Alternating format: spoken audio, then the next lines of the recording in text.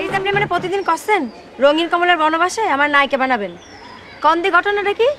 আমি নায়িকা হচ্ছি না, না আমি মাইন্ড করবো না, নেই বলতে পারেন। হ্যাঁ, এত হুটোপাটি করলে চলবে? ছেলের হাতের মোয়া তো নয় যে চাইলেন আর দিয়ে দিলুম। এটা আমি যখন মুখ দিয়ে বলেছি এটা হবে, নিশ্চয়ই হবে। তো তার জন্য তো একটু কাঠখড় পোয়াতে হবে না? বুঝতে তো হবে জিনিসটা। আমি কথাটা বলেছি কোন দিক দিয়ে, কোথা দিয়ে বলেছি আমি কথাটা একটু বলুন তো। মুখ দিয়ে বলেছি তো ওটা সত্যি, ওটা নষ্ট হবে না। তো এমনি কমলার বনবাসটা জানেন তো? আপনি পড়েছেন তো? না পড়িনি। ও সে কি আপনি পড়েননি? আপনি জানেন না? না। তাহলে কি করে হবে? এই যে গুনাই বিবি, সাতবাই চম্পা, তারপরে আপনার ওই গাজীগালু চম্পাবতী, এগুলো জানতে হবে তো। বাংলা কালচারটা যদি আপনি না জানেন, এখন আপনাকে যদি নিয়ে আমি ডাইরেক্টরের সামনে দাঁড় করাই, তাহলে শূন্য একটা কলসি ঠন ঠন করে বাচ্চা ভালো লাগবে বলুন? ওর ঘোড়ার মধ্যে জল থাকতে হবে তো কিছু। এমনি হয়? একবার দিন আমি গল্পটা আপনাকে শোনাচ্ছি।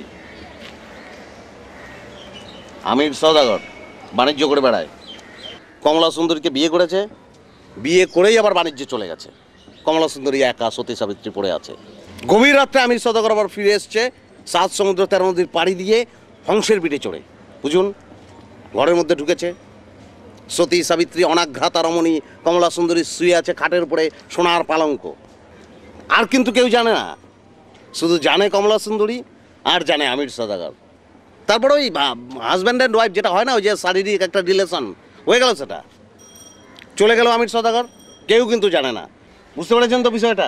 আর কেউ কিন্তু জানে না, শুধু কমলা সুন্দরী জানে আর আমির সওদাগর জানে। সকালবেলা এসে হাজি শাশুড়ি, লম্বা চওড়া দৈত্যের মতো দেখতে, এসেই দেখে যে কমলা সুন্দরী চুল এলোমেলো হয়ে আছে, পোশাক এলোমেলো হয়ে আছে। সব দেখে উনি তো সন্দেহ করে বসলেন, গালাগালি শুরু করে দিলেন।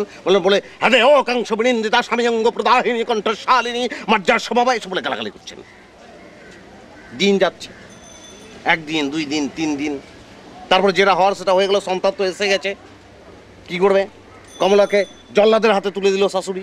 জল্লাদের খুব মায়া লাগলো, জানেন? অত বড় অমন জল্লাদ, কিন্তু তার খুব মায়া লাগলো। বললো যা যা, পালিয়ে যা, পালিয়ে গিয়ে বাঁচ, দরকার নেই, খুঁটে খুঁটে খা, গুড়ে খা।